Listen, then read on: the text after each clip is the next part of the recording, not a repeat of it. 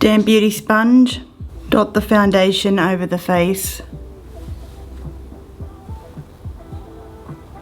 Work the foundation into the skin. Eye primer.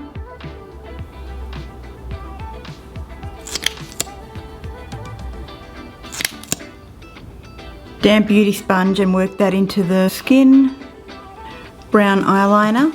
Line the upper and lower lid with the brown eyeliner. And do a little flick, and with a flat shader brush just smudge that liner into the lids. Big fluffy brush, I'm dipping into a bronze shade of eyeshadow and placing that over the first half of the lid up to the crease. And then with a very light translucent powder and the same big fluffy brush, dust over the edges of that shadow, taking it all the way up to the brow bone. And with a shimmery shade, just pop a little bit of that shimmery shade into the center of the lid, taking it into the inner corner part of the lid. Black mascara, top and bottom lashes. Brow gel, and work that through the eyebrows. Bronzer, I'm using it to bronze and contour at the same time and blend that into the face. Pink powder blush, and dust that over the cheeks, apple and the higher parts of the cheekbone for a healthy flush of colour. Now with the remaining dampness of the beauty sponge, blend that all in together so that there's no harsh lines. Go ahead and set the face with some setting spray before moving on to the lips. Using a dark brown pencil lip liner, I'm going to be overdrawing the lips. And with a neutral beigey browny pink shade, filling the lips with that colour. Welcome to today's video, talking about menopause, because it's just part of life, right? So just a little bit of a background on my experience with menopause. So I am turning 50 in December. Well, December 10, and I actually went through menopause at the age of 43, which is quite young. Now, there are some of you out there that may have experienced menopause at a much earlier date than that, or you could be still going into your early 50s, late 50s, or perimenopausal. Maybe you haven't even gone into menopause yet, or maybe you're just experiencing perimenopausal symptoms right now, which is just hot flushes and irregular periods, and maybe you're getting your periods every couple of months, every third month, every fifth month, who knows. To know when you're actually in full menopause is usually when you haven't had a period for exactly 1 year. And before I actually went into full-blown menopause, I was only getting my period maybe once every 4 to 5, 6 months, and it was very, very, very just like it lasted a day or two. And it really wasn't almost like a period either. It was like it just lasted a day or two. So I went to my gynecologist and she said, yep, you're in menopause. Now, at that point, being 43 years of age, you know, she didn't actually say that I needed to be on any sort of hormone replacement therapy, and don't even know why it wasn't even discussed. Now, me not really knowing any better, didn't actually get any help until 2 years ago. I don't know what happened, but I started to get a little bit of pain. So I had an ultrasound done, had a bit of pain just sort of like where the ovaries are. And another long story short, back in 2014 I actually had endometriosis. So it was a very kind of delicate area where, well, when I say delicate, it was in an area where I actually had to get a professor to take it out because it was very, very close to the fallopian tubes.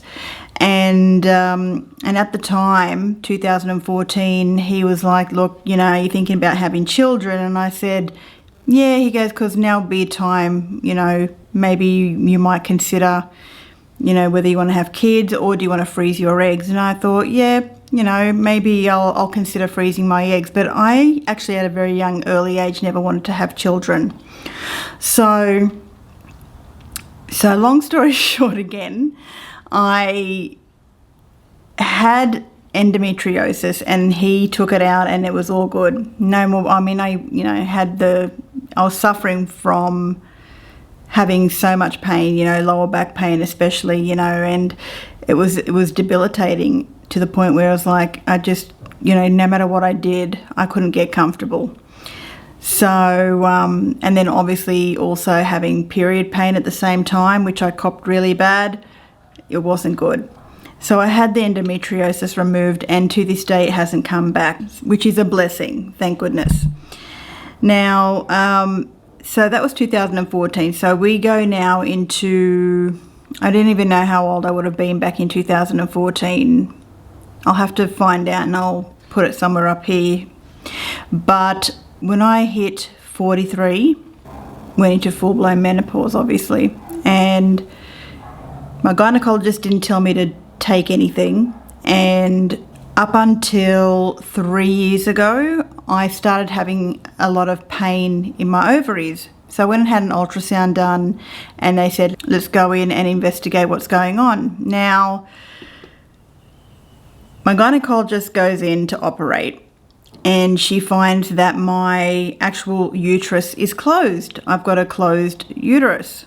So she couldn't go ahead with the operation, and she tells me when I'm coming out of recovery that unfortunately we weren't able to go in because your uterus is closed. I'm going to have to refer to someone who might be able to perform this and get a second opinion, because unfortunately if I was to go in and force it, it's not a good thing. You could rupture things and it's not going to be good. And so, yeah, it was pretty much like, okay, I've got a closed uterus, and I don't know what causes that. Obviously, it happens. It's just when the lining gets very thick, and it's combined of just, I think, like mucus and muscle scarring.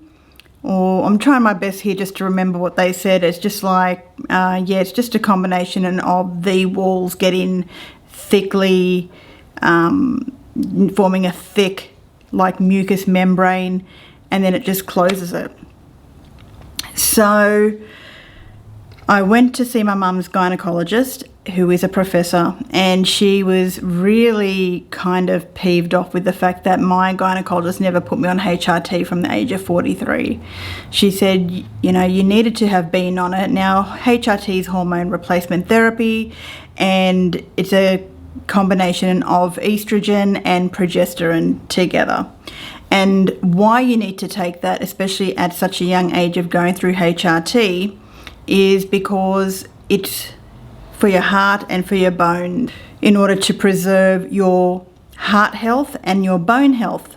As a result of me not being on HRT at that point in time, I've only just discovered 6 months ago that I have osteopenia. Now, osteopenia is not osteoporosis, but it's on the border of going into osteoporosis. So I've been on HRT now for the last 2.5 years, and I need to remain on it until I'm 53. I had a bone DEXA scan done, and that showed that I had the osteopenia, and that it's not osteoporosis, but you know, it's something that you do need to manage, and with exercise, and also just keeping on top of, and just also just making sure that you have a good diet, obviously, but also doing exercises that can help things like, I don't know, like star jumps, and maybe rebounding exercises on a trampoline. That's really good for helping with your osteopenia. Now, I do a lot of workouts with weights. I like to lift weights, and it's always been in my genes to just, I don't know, it's always just been in my DNA to lift weights and do a lot of muscle workouts, which I love doing. I also do love cardio work, but I don't do it often. Now, I do have lower back injuries as well, so I have to sort of take it easy, and I do sort of tend to sort of hurt myself when I do a lot of heavy lifting as well. So the point of this video was just to put it out there and, you know, go get your checks done. Make sure that you have a really good gynecologist that can help you with going on the right dosages for hormone replacement therapy. I'm on 100 milligrams of progesterone a day.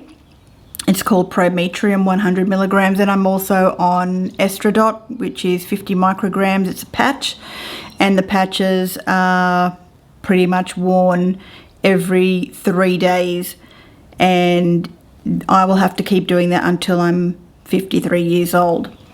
So I would love to hear your thoughts on menopause and whether or not you have experienced menopause at an early age like I did. And I can tell you now that I don't experience hot flushes anymore. At the time, I was taking a lot of supplements to try and curb the hot flushes, and it was pretty much just hot flushes that I experienced. But since going on the hormone replacement therapy, everyone said, oh, you know, it's going to help you lose weight. It's going to make it better for you to lose weight. And, you know, and menopausal weight gain is very real.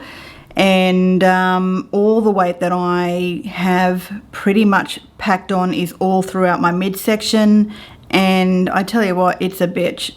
It's a bitch. But me also being a pescatarian, so it's pretty much like I'm pretty much more vegetarian than pescatarian, so I do eat fish every now and then.